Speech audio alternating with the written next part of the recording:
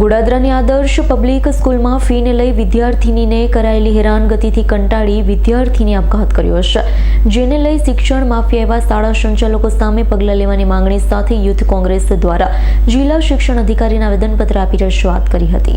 સુરતના ગોડાદરામાં આવેલા આદર્શ પબ્લિક સ્કૂલમાં ધોરણ 8માં અભ્યાસ કરતી દીકરી ભાવના ખટીકના પિતા દ્વારા શાળામાં ફી ન ભરાઈ હોય, જેને લઈ શિક્ષણ માફિયા સંચાલકો દ્વારા વિદ્યાર્થીનીને માનસિક ત્રાસ આપી આપઘાત કરવા મજબૂર કરી વિદ્યાર્થીનીએ પોતાના ઘરે આપઘાત કરી લીધો, જેને લઈ શિક્ષણ માફિયા શાળા સંચાલકો સામે કડકમાં કડક કાર્યવાહી કરી મૃતક દીકરીને ન્યાય અપાવવામાં આવે તેવી માંગણી કરી હતી।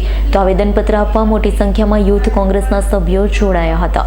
જે આજે રજૂઆત કરવા માટે અમે ડીઓ કચેરી પર આવેલા છીએ કે એક બાજુ આ સરકાર દ્વારા બેટી બચાવો બેટી પઢાઓની વાત કરવામાં આવે છે, બીજી બાજુ આ રીતે જે ફીના મામલે જે ખનીજ માફિયાઓની જેમ હવે જે શિક્ષણ માફિયાઓ બેફામ થઈ રહ્યા છે, આ પહેલો કોઈ આવો બનાવ નથી। વારંવાર ફીના કારણે બાળકોને શાળામાંથી કાઢી મૂકવામાં આવતા હોય છે, વાલીઓ સાથે ટોર્ચર કરવામાં આવતું હોય છે, બેફામ શબ્દોનો ઉપયોગ કરવામાં આવતો હોય છે, પરંતુ આ સરકાર દ્વારા આની ઉપર લગામ લગાવવામાં નથી આવતી ને એના કારણે આજે ગરીબ ઘરની દીકરીએ જીવ ગુમાવવાનો વારો આવેલો છે। એટલે આવનારા દિવસોની અંદર આવો કોઈ બીજો બનાવ ન બને અને શિક્ષણ માફિયાઓ પર લગામ લગાવવામાં આવે એની રજૂઆત લઈને આજે અમે આ ડીઓ ઓફિસ અને કલેક્ટર ઓફિસ પર આવેલા છીએ।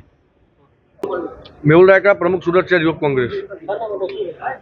આજે ગોડાદરા વિસ્તારની અંદર જે આદર્શ પબ્લિક હાઈસ્કૂલ નામની જે સંસ્થા ચાલે છે, જે સ્કૂલ ચાલે છે, ત્યાં એક ગરીબ પરિવારની દીકરીને એક સામાન્ય ફી બાબતે ટોર્ચર કરી ત્રાસ આપી શિક્ષણના માફિયાઓ જે અહીંયા વર્ષોથી બેઠેલા છે સુરતની અંદર, એમને જેલના હળિયા ધકેલવા માટે અને દીકરીના ન્યાય માટે આજે સુરત યુથ કોંગ્રેસ કલેક્ટર કચેરી આવેદનપત્ર આપવામાં આવ્યું છે। Bureau report S9 news Surat. અમારી તમામ માહિતીથી અપડેટ રહેવા માટે જોડાયેલા રહો S9 ન્યૂઝ સાથે।